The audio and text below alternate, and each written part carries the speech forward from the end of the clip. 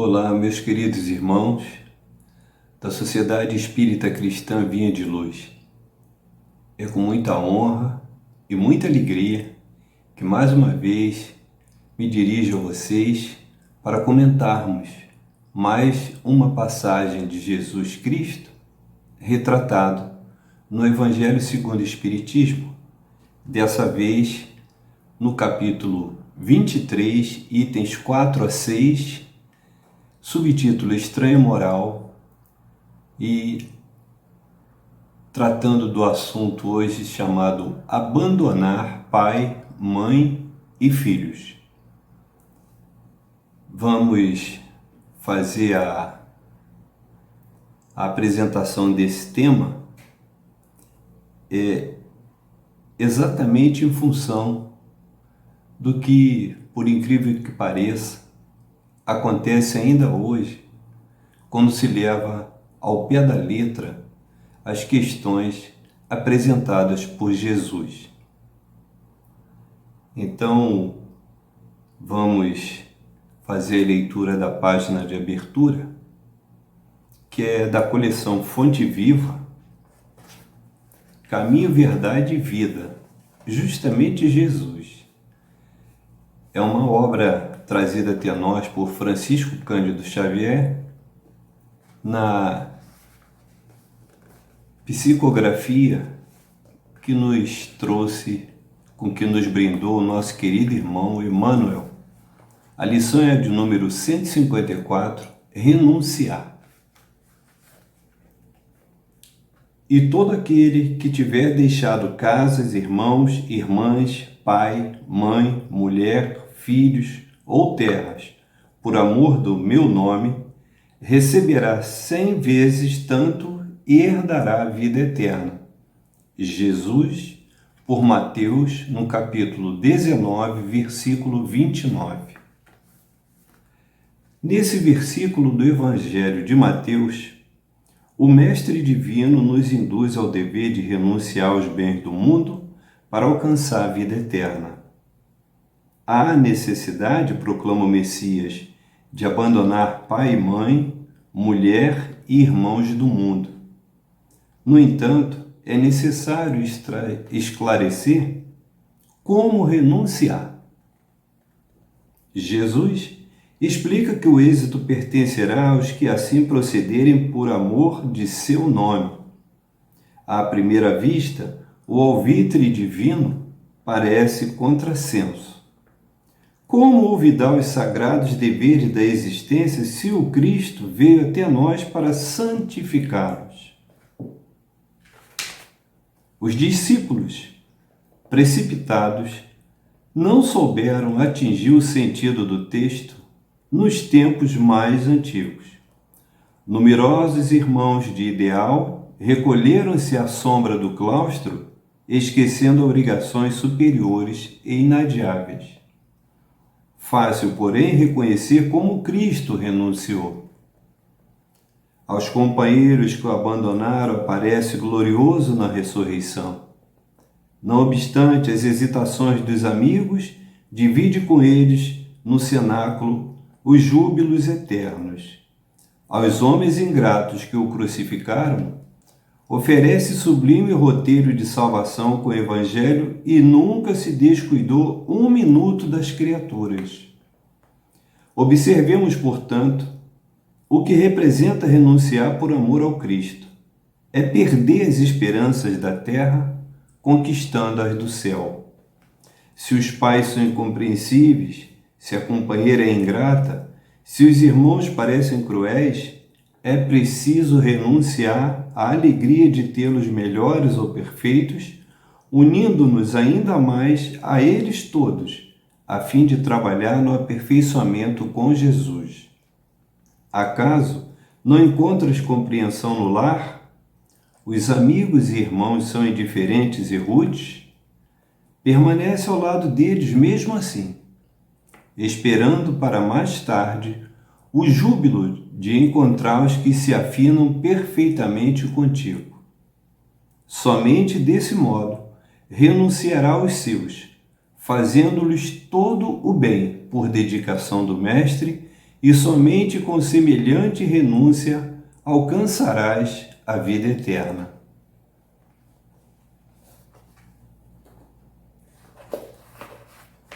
Mestre Jesus, obrigado por mais essa oportunidade de trabalho e que estejamos certos de que a Tua palavra não passará. Que a nossa fé e a nossa esperança nos movam na Tua direção e que tenhamos o discernimento de conhecer o bem, o mal e evitar o mal, pelo bem que tanto nos fizeste. Abençoa-nos, Senhor, e que a nossa empreitada seja coroada de pleno êxito diante desses irmãos tão queridos que nos assistem agora. Sê conosco agora e sempre, graças a Deus. Bem, o Evangelho segundo o Espiritismo, por Allan Kardec, tem 28 capítulos. E nós vamos tratar hoje de um pedacinho do capítulo 23, nesses itens 4 a 6.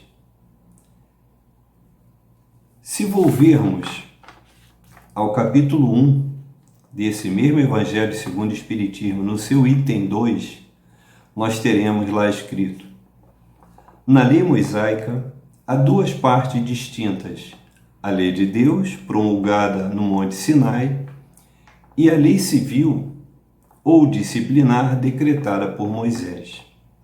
Uma é invariável, a outra, apropriada aos costumes e ao caráter do povo, se modifica com o tempo. A lei de Deus está formulada nos 10 mandamentos seguintes. E aí, nesses 10 mandamentos, vamos direto ao mandamento número 4. Honrai a vosso pai e a vossa mãe, a fim de viverdes longo tempo na terra que o Senhor nosso Deus vos dará. A lei civil ou disciplinar decretada por Moisés se constitui do Pentateuco, que compreende Gênesis, Êxodo, Levítico, Números e Deuteronômio, que para os hebreus da época, os judeus, é a Torá.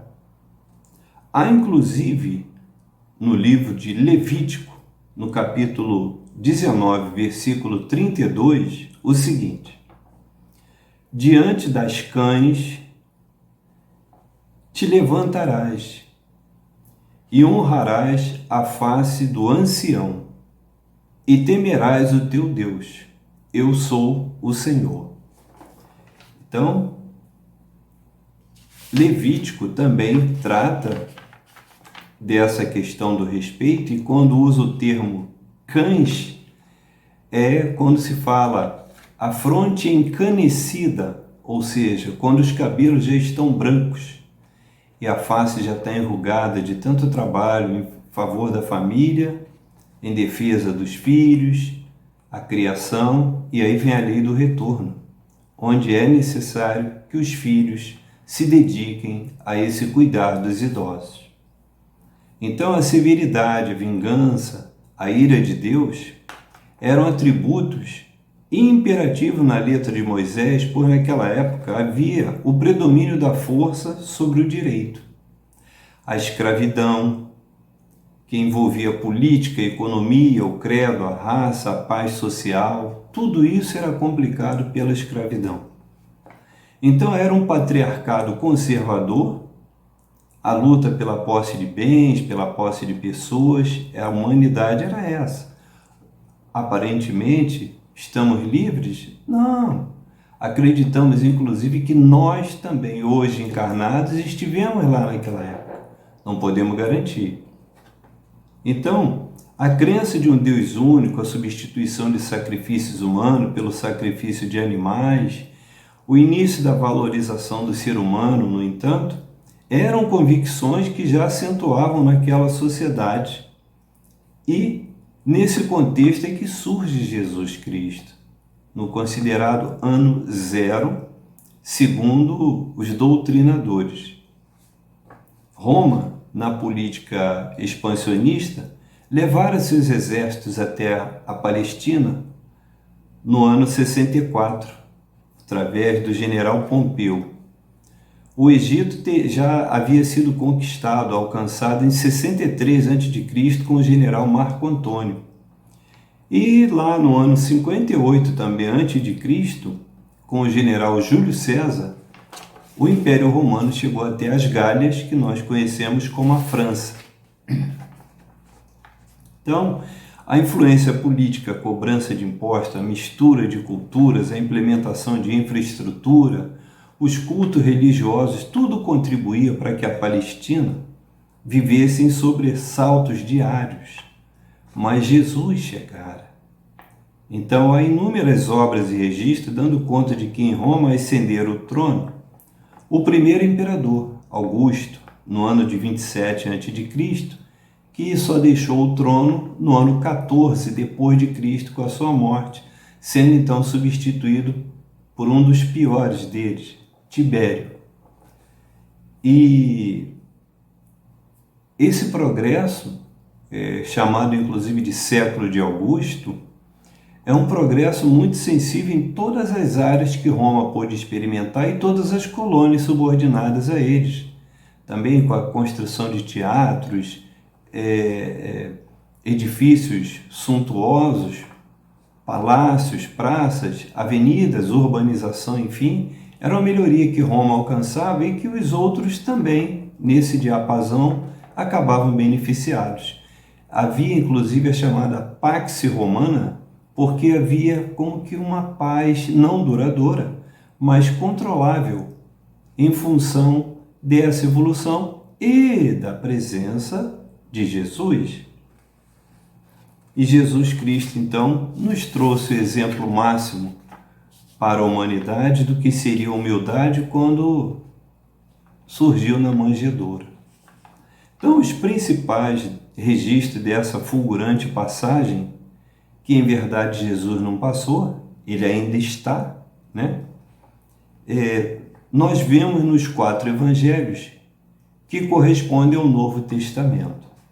Então, aquele Deus vingativo, rancoroso, cruel do Velho Testamento passa a ser descrito como o verdadeiro sentido para um homem que deveria estar renovado para receber e reconhecer um Deus misericordioso, justo, bom, um Deus de amor, de luz, de paz, que não é o futuro distante, mas é o presente que, mesmo intangível, é a razão maior para se acreditar na reforma íntima e vivenciar diariamente essa evolução moral.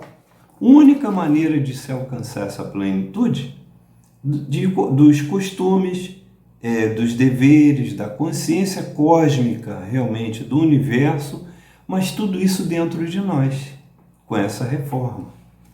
Mas vamos perguntar, o que é moral? É a parte da filosofia que trata dos costumes, deveres e modo de proceder dos homens na relação com seus semelhantes. É relativo ao espírito intelectual, por oposição ao físico, material. É o intelecto dominando a matéria. Vamos lá nos alfarrábios. E aí vem outra pergunta, e o que é filosofia? Filosofia vem do grego philos, que é amizade, amor fraterno, respeito, e sofia é do grego sabedoria. Então, vamos fazer uma reprodução aqui, entre aspas, ao reencarnar, como prega o Espiritismo, já traz o espírito a sua armação, a sua estrutura psíquica para determinado tipo de conhecimento em razão do lastro adquirido anteriormente. Justamente por isso, às vezes encontramos no seio da massa humana elementos que não têm ilustração acadêmica, mas têm profundos raciocínios filosóficos. São espíritos bem vividos, já afeitos aos processos de especulação e crítica. Essa anotação, fecha aspas, está no capítulo 26 do livro Análises Espíritas de Deolindo Amorim, publicado pela FEB em 2005. Pois muito bem, a filosofia era vivenciada por Siddhartha Gautama, que é o Buda, Lao Tse, na China, Fo Yi, Confúcio, também na China, Hermes Trismegisto, lá no Alto Egito, Pitágoras, Sócrates e Platão na Grécia, que vieram com a missão de preparar um caminho para a humanidade receber Jesus. Eles vieram com essa missão. Jesus está sempre por trás de tudo isso relacionado ao planeta. Ele é o governador da Terra e estava ciente de tudo isso. Mas, ainda assim, as barreiras antepostas eram e são resistentes, quase sempre redundando em fracasso para a humanidade as tentativas de vencer os vícios e enveredar pelos caminhos da virtude, até por economia. A gente sempre comenta isso. 7 pecados capitais. Por que seguir os 10 mandamentos? 7 dá menos trabalho, não é? Então, uma das barreiras é o idioma. Vamos ver lá. Ao tempo de Jesus na Palestina, falava-se o aramaico, o siríaco, o hebraico, o árabe, o etiópico, o acádico árabe, o fenício e o grego. E com a expansão do Império Romano, chegou também o latim. Isso para ficar nas principais, sabendo-se que havia muitos regionalismos e também seus dialetos, como nós temos no Brasil, desse tamanho, os regionalismos correspondentes a cada região e às vezes alguns dialetos que mesmo hoje nós temos dificuldade de entender. Então, para se ter uma ideia, a Bíblia foi traduzida daquela mistura de aramaico, hebraico e várias outras línguas nos seus múltiplos livros, teve que ser vertida para o grego, mais tarde então do grego para o latim, e aí finalmente do latim, derivando para as suas línguas filiais, chegou até o português, que é a língua mais nova derivada do latim. E chegou até nós então a Bíblia na versão como nós conhecemos. Agora, a outra barreira é moral. Vamos perguntar, e essa estranha moral? O que é essa moral? Essa moral é estranha, porque é oposta aos costumes da época, de ontem. Hoje não. Nós já evoluímos demais, né? Muito bem. Ela é estranha porque, dentre os judeus, os escribas e os fariseus ostentavam uma grande santidade exterior, com vestimentas, atitudes, exaltações, etc., que Jesus percebia serem fingidas e hipócritas, pois revelavam uma altivez em público e nos cultos, mas eles não cumpriam aquilo que pregavam. Das inúmeras passagens de Jesus registradas no Novo Testamento, Mateus, no seu capítulo 23, versículos 2 a 39, em especial nos versículos 13 a 29, narra para todos nós, no que ficou conhecido como Sermão dos 8 Ais. Era um momento em que Jesus chamava a atenção justamente àqueles que, sentando na cadeira de Moisés, foi a expressão usada por Jesus, criavam, escreviam e interpretavam as leis. Esses deveriam ser os primeiros a dar o exemplo daquilo que impunham ao povo. Mais adiante, uma passagem em Marcos também, capítulo 7, versículos 1 a 23, em especial nos versículos 6 a 13, em que Jesus, criticado por esses escribas e fariseus, pelo fato dos discípulos de Jesus não lavarem as mãos para comer o pão, O mestre, então, exemplificou com a prática farisaica do Corban. E aí, mais uma palavra difícil, mais uma palavra estranha. E o que é o Corban? O significado dessa palavra é uma oferta para o Senhor. Então, o que os fariseus fizeram? Está registrado, eles fizeram.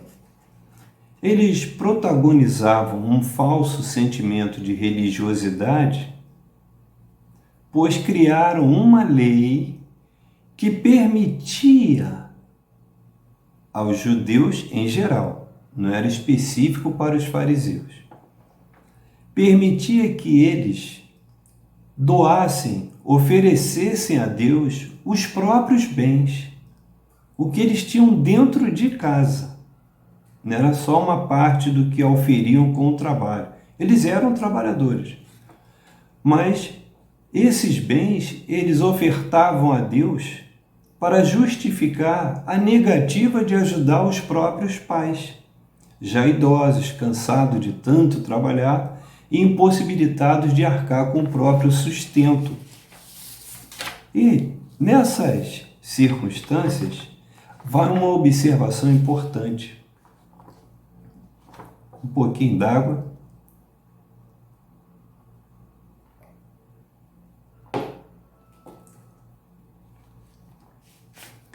A expressão corban, lá no idioma deles, né, foi traduzido com essa fonética, com essa sonoridade, corban. É a oferta dedicada a Deus num templo religioso, não podendo ser devolvida após a doação ser efetuada. Entenderam o significado? Eu iria no templo daqui a uma semana e iria dispor de uma certa importância ou de algum bem em homenagem a Deus, ia fazer a oferta no templo.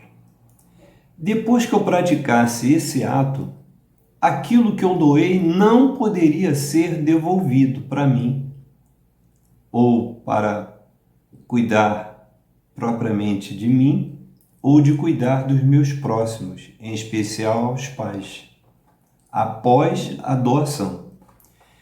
Mas eles, os fariseus, alegavam que era uma oferta para Deus antes de fazer essa doação, dentro de casa. Então eles alegavam que esses bens eram corban e por isso os pais passavam tantas dificuldades. Ora, o quarto mandamento que nós lemos lá no início da lei trazida de Deus por Moisés não manda honrar pai e mãe? E há ainda no livro lá o Levítico 19:32.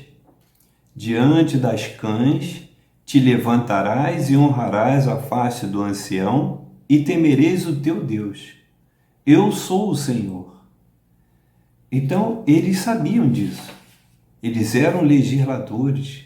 A grande massa era analfabeta e dependia justamente dos escribas e dos fariseus para ler, interpretar a lei, para que então essa massa, esse povo pudesse seguir adiante dentro da lei criada por eles.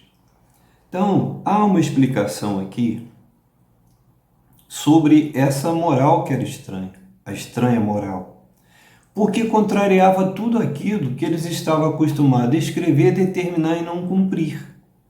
Mas não eram só eles. O povo aceitou essas leis porque interessava ao povo. Eles queriam seguir esse exemplo. Eles não abriam mão daquilo que era seu. E Jesus veio pregar que o reino dele não era desse mundo. Todas as promessas de Jesus eram sempre para o futuro. Mas a modificação para receber o direito de passar para esse mundo de felicidade ainda intangível era exatamente isso, com a modificação das atitudes, as suas características, deixar o orgulho, a vaidade, o egoísmo, a avareza deixar isso de lado. Mais um golinho d'água. Então, no capítulo 23, que é o objeto do estudo, nessa oportunidade do Evangelho segundo o Espiritismo, ele reproduz as passagens do Novo Testamento e desta feita refere a Jesus nos tópicos. Então são esses 4 tópicos: odiar os pais, abandonar pai, mãe e filhos, deixar aos mortos o cuidado de enterrar seus mortos e não vim trazer a paz, mas a divisão. Palavras de Jesus, registradas. Então no Evangelho de Mateus, no seu capítulo 10, em especial no versículo 1 a 42, ou seja, todo o capítulo 10, é dedicado àquele momento em que Jesus chamou os 12 discípulos, ou apóstolos, que eram os primeiros que o seguiram, deixaram tudo, inclusive, e o seguiram. Então, deu-lhes o poder de expulsar espíritos imundos, curar toda sorte de doenças e enfermidades e anunciar que era chegado o reino de Deus. Então, nesse capítulo, Jesus previu que o irmão ficaria contra irmão, pai contra filho e filhos contra os pais, ou seja, a missão no nascedouro já provocaria divisões no seio da própria família. Então, Jesus não disse para renunciar à família, mas para que tivesse a mensagem divina em primeiro plano, pois a luz irradiada a partir de cada um iluminaria também a própria família. E se a lei é a do amor a Deus, como haveria de ser de aquele irmão, aquele discípulo não amar a própria família? Seria um paradoxo, né? Mas isso tudo é por conta das traduções e das tradições do não fazer, do deixar para amanhã, do deixar para depois. Incluindo a reforma íntima, é que faz com que a humanidade sofra ainda hoje, no século XXI, ano 2022, e nós estamos aí às voltas com as guerras, com a cobiça, com a riqueza de um lado, a miséria de outro, a doença e a insanidade. É o que está graçando nesse mundo, graças às nossas próprias atitudes. Então, ainda em Mateus, há também o capítulo 19, lá nos versículos 29 e 30, onde Jesus diz aos discípulos: e todo o que tiver deixado casas, ou irmãos ou irmãs, ou pai ou mãe ou filhos, ou terras, por amor do meu nome, receberá 100 vezes tanto e herdará a vida eterna. Esse é o mundo futuro. Essa é a vida eterna, mas de um mundo intangível, invisível ainda para nós, na matéria. Aferrados àquilo que é matéria, aferrados ao que é nosso, naquele pronome possessivo, né? Meu pai, minha mãe, meu filho, nada é nosso. Nós somos partícipes, nós somos partículas, representado por essa família, que é a menor célula, é onde realmente, dentro da própria casa, que o pai e a mãe cuidaram de construir, de possuir, de adquirir, para que nós pudéssemos ter o nosso cantinho para dormir, para nos alimentar desde pequeno. E aí, ao final da existência, depois de tantas lutas, o pai e a mãe com o rosto enrugado, o corpo vergado, cansado, quando pensa que vai ter o retorno dessa, até em forma de gratidão dos filhos por esse final de vida, ficam então relegados a um segundo plano. Então tem um registro de João, no seu capítulo 18, versículo 36, que fala de um diálogo que teria havido, né, entre Jesus e Pôncio Pilatos, no momento em que Jesus seria crucificado. Pilatos perguntou se ele era rei. E Jesus respondeu, está lá, abre aspas, o meu reino não é deste mundo. Se o meu reino fosse desse mundo, pelejaria os meus servos para que eu não fosse entregue aos judeus. Veja a ironia. Entretanto, o meu reino não é daqui. Fecha aspas. Então, ao fim e ao cabo de tantas passagens, resta bem claro a palavra abandonar para Jesus, né? E o que aprendemos a ter, e que aprendamos a ter o interesse na vida futura e nos desapeguemos de tudo que nos cerca na matéria, incluindo a família. Mas não significava, como lá no início desse capítulo, Jesus anunciara também odiar, né? Odiar naquela época tinha o significado de amar menos. Esse amar menos não significava diminuir o amor, o sentimento de fraternidade por quem quer que seja, principalmente na própria família. Amar menos significava que Jesus chegara para trazer a mensagem superior dos desígnios de Deus, renovando esses votos de Deus pela humanidade, esse Deus sim de amor, esse Deus misericordioso, esse Deus justo e esse Deus bom. Aquele Deus vingativo, cruel, que atemorizava a todos, era necessário ser descrito dessa forma por Moisés no Velho Testamento, porque a humanidade ainda estava, naquela época, naquela região em especial, ainda muito arraigada nessa questão do egoísmo. Mas hoje, né, está mais suave, mas não acabou. Infelizmente, não acabou. Então, essa vida futura do intelecto para Deus e principalmente para nós, filhos, é mais importante e mais valiosa que o mundo físico, que é a matéria.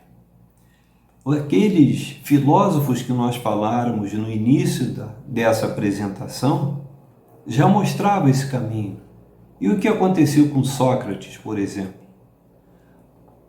Injustamente acusado, foi julgado, condenado, e exemplo de Jesus, também não fugiu à luta. Até porque foi oferecida a ele a oportunidade de fugir, e ele teria dito lá entre os seus vários pupilos, seus discípulos também, que se ele aceitasse a oportunidade de empreender a fuga no momento mais difícil da vida dele, que era enfrentar a própria morte e injusta,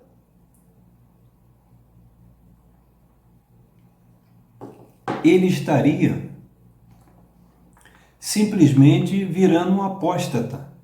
Ele estaria praticando exatamente, na hora em que ficou mais difícil para ele, o contrário de tudo aquilo que ele pregou. Até porque os filósofos tinham costume, tinham um hábito de abstração.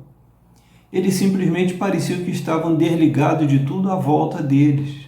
Hoje nós chamamos de meditação. Tem esse nome, mas a prática já existia desde há muito.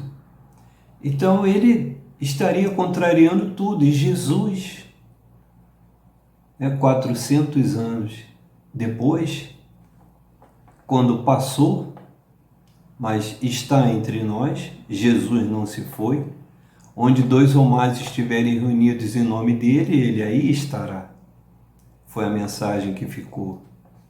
Então, voltando lá na página de abertura do livro Caminho, Verdade e Vida, na lição 154, que trata da renúncia, vamos repetir o finalzinho aqui, abrindo aspas. Acaso não encontres compreensão no lar? Os amigos e irmãos são indiferentes? Permanece ao lado deles, mesmo assim, esperando para mais tarde o júbilo de encontrar os que se afinam perfeitamente contigo. Somente desse modo renunciarás aos teus fazendo-lhes todo o bem por dedicação ao Mestre, e somente com semelhante renúncia alcançarás a vida eterna. Fecha aspas.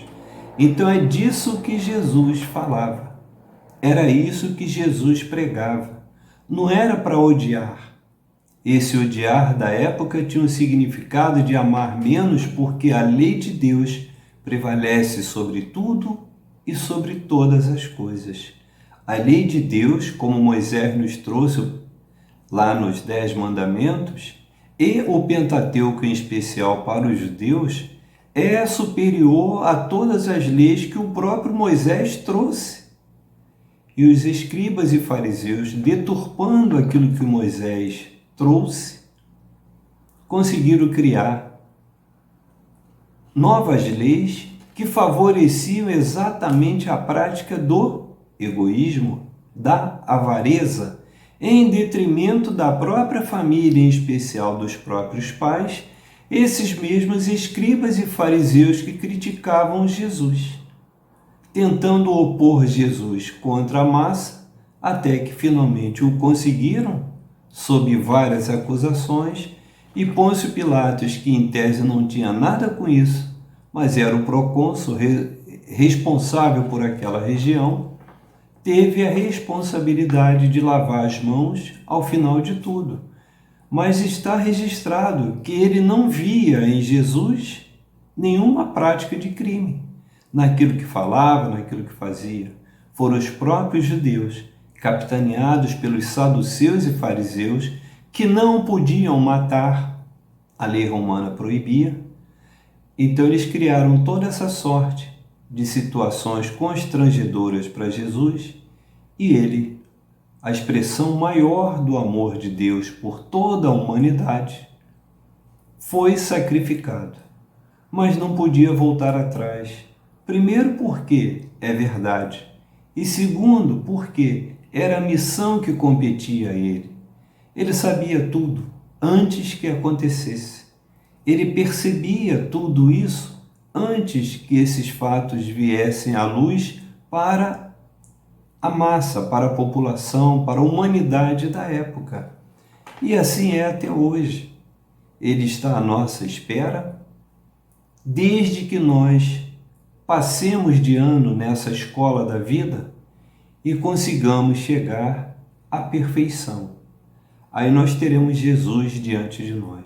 Enquanto isso, vamos estar nadando em círculos todos os dias, acreditando que fizemos muito, mas esse muito ainda é nada, comparado, inclusive com muitos dos personagens que estão já com o nome inscrito na história da humanidade, entre nós e o próprio Jesus, que dirá diante de Deus. Então, essa nossa pretensão vai sempre esbarrar nos nossos vícios que estaremos levando conosco, encarnação após encarnação, pedindo todos os dias, agradecendo todos os dias por aquilo que nós recebemos. Mas como é que a gente agradece verdadeiramente pelas graças alcançadas? Servindo, doando, renunciando. E isso, como Jesus exemplificou, não é exatamente o odiar e o abandonar, que é o tema, né? É amar menos e renunciar, mas convivendo em família. Porque ele mesmo dizia, quando deres de beber a quem tem sede, é a mim que estarás fazendo. Quando deres de comer a quem tem fome, é a mim que estará fazendo. Quando estiveres socorrendo e vestindo aquele que nada tem, é a mim que estarás vestindo. Essa é a grande circunstância. Não precisa ser diretamente no templo, onde iam acumulando tesouros e a população vivendo na miséria. Principalmente por essa retribuição que os filhos deviam aos pais, mas na sua vez de fazer por eles o que esses pais haviam feito por esses filhos na infância desses filhos, criavam leis e, escorados e escudados nessas leis, não cumpriam com o dever elementar de proteger a própria família.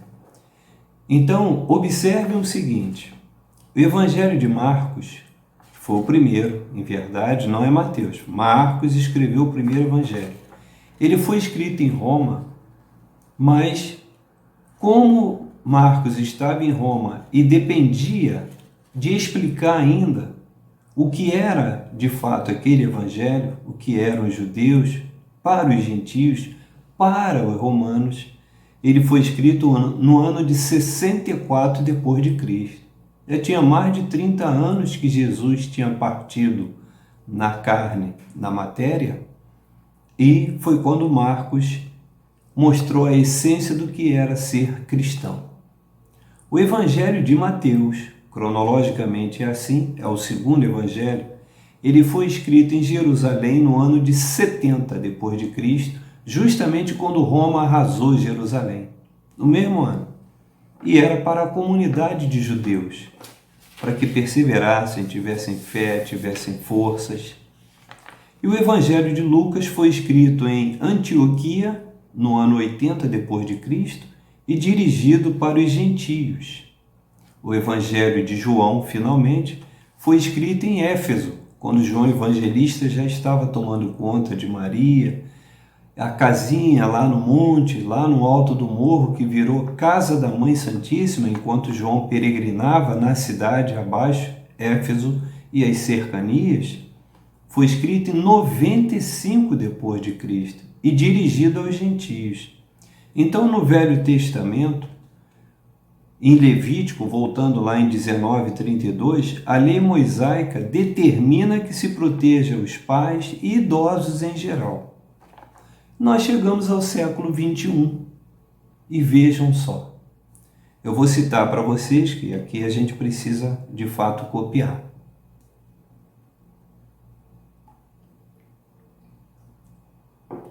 Decreto-Lei 2.848, de 7/12/1940.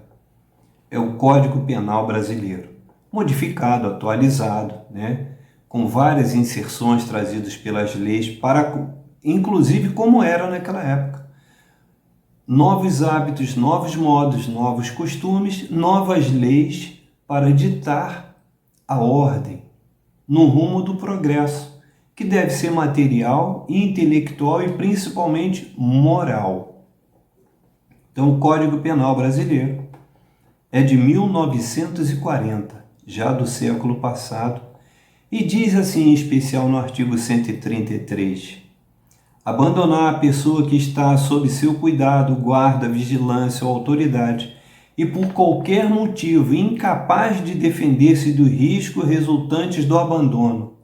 Aí tem uma série de descrições de agravamento, atenuante, mas tem previsão de prisão, perda da liberdade, porque é crime, pagamento de multa e uma série de outras coisas que sujeita ao indivíduo comum, ou seja, nós, hoje, se abandonarmos incapazes. Pode ser um bebê, pode ser um ancião. Ele é incapaz de se defender sozinho. E se ele tem uma família na condição de pai com relação ao bebê, na condição de filho com relação aos pais, há uma culpabilidade aí. Mas só isso ainda não dava certo. Aí, dentre muitas das constituições federais, que a gente tem que chamar Constituição da República Federativa do Brasil. Esse é o nome correto. Essa é de 5 de outubro de 1988. É chamada também de Constituição Cidadã, onde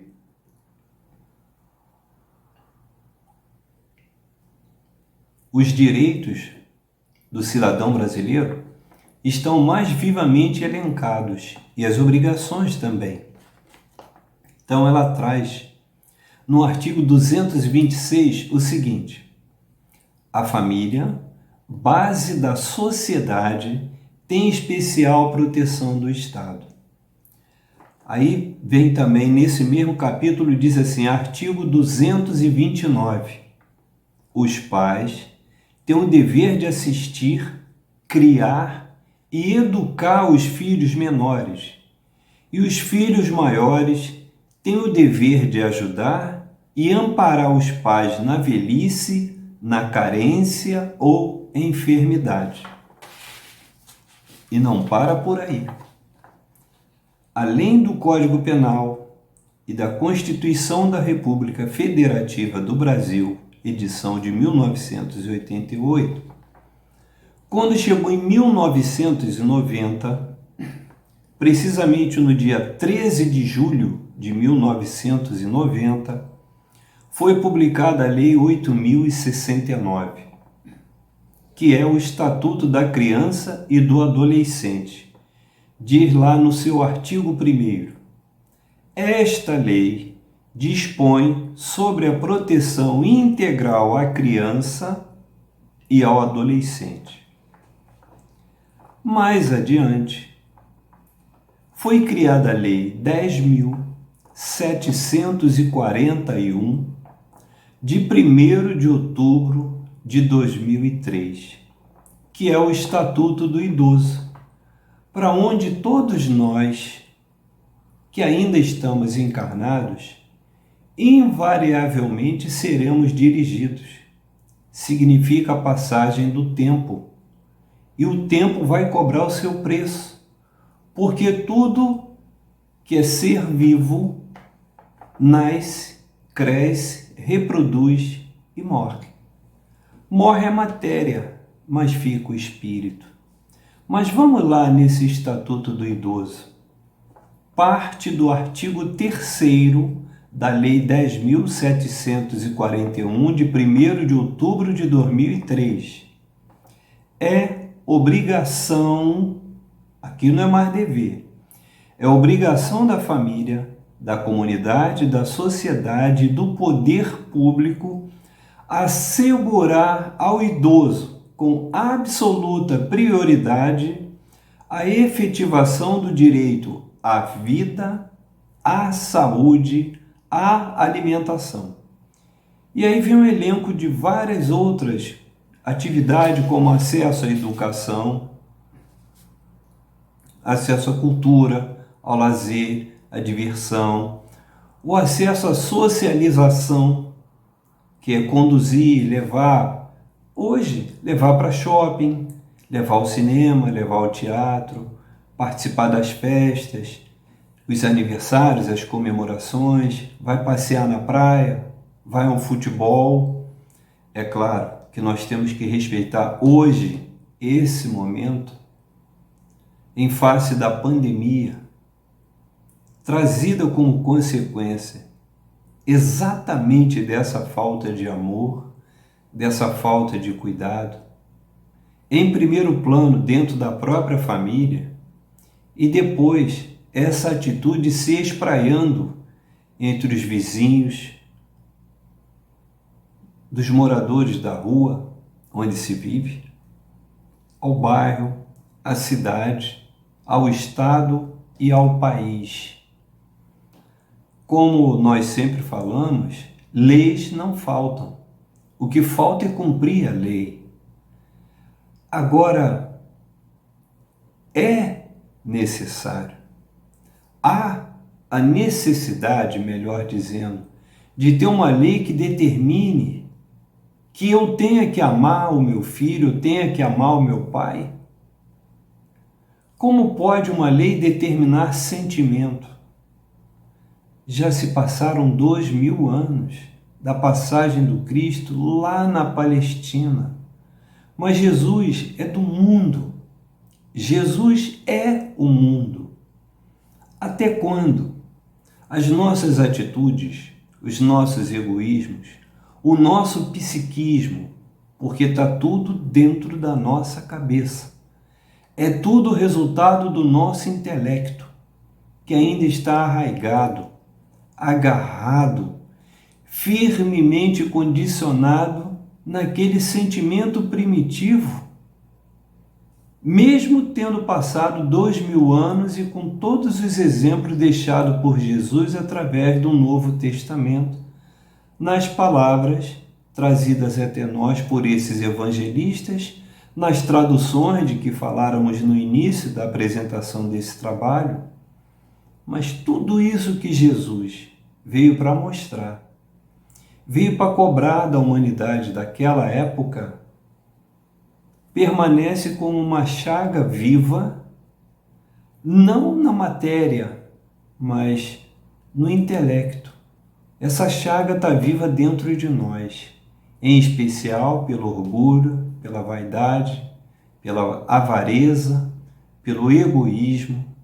E isso vai solapando a cada dia e acaba por influenciar na psicosfera do planeta. Nós, com essa tão propalada, cantada em prosa e verso, regeneração planetária, fazemos planos. Nós sonhamos com esse planeta fazendo parte dos orbes em regeneração. Olha que nós estamos chegando na metade da caminhada do planeta. Olha a felicidade. Já foi mundo primitivo. Está se livrando da fase planetária de provas e expiações. Mas acredita-se que é no estalar de dedos que as coisas funcionam. Não é assim. É a nossa atitude que vai fazer com que alcancemos essa felicidade ainda encarnados, mas temos que mudar desde ontem, não é para amanhã. Esse é o recado que Jesus deixou. E nós aqui, humildemente, tentamos trazer, temperar com o nosso conhecimento, com as palavras e as consultas aos livros, aos alfarrábios, para tentar sintetizar, nesse pouco mais de 50 minutos, nós mesmos dependentes da misericórdia de Deus para perdoar os nossos pecados de todos os dias. Então, agradecendo mais uma vez a todos vocês pela paciência, por terem dado um pouco do tempo, doado uma parcela do tempo da rotina de vocês para a apresentação desse trabalho, que Jesus continue nos abençoando.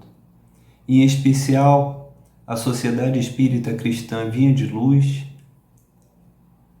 que esse nosso mártir, porque também sofreu pela causa de Jesus, Fabiano de Cristo, que esse exemplo fique para todos nós, que mesmo em chagas vivas na matéria, conseguiu expurgar as chagas vivas do Espírito e fez o que podia pelo próximo, desde a sua família e até aqueles mais necessitados que chegavam até ao convento de Santo Antônio. Que fique a lição, que Jesus nos abençoe e esse Deus maravilhoso de luz e paz, tão perto dentro de nós e tão distante ainda por nossos próprios erros, pelas nossas próprias iniquidades, tenha misericórdia de nós para que alcancemos essa felicidade e junto com esse planeta possamos entrar de fato nesse novo início de regeneração. Que sejamos promovidos como esse orbe que nos acolhe será, mas tem o tempo terra e o tempo humanidade. Lutemos para participar desse banquete junto com Jesus e diante de Deus. Se conosco, Senhor, agora e sempre. Graças a Ti, Pai eterno. Amém. A todos vocês, mais uma vez, o meu muito obrigado, esperando numa próxima oportunidade estar junto de vocês para dialogarmos, pesquisarmos, discutirmos sobre essas leis tão lindas de Deus e que não estão tão distantes quanto parecem, estão dentro de nós. Porque, como disse Jesus em Mateus 13, somos 5, versículo 13, somos o sal da terra. Como disse Jesus por Mateus, capítulo 5, versículo 14, somos a luz do mundo. Façamos essa luz onde quer que estejamos. Muito obrigado e um abraço fraterno para todos vocês.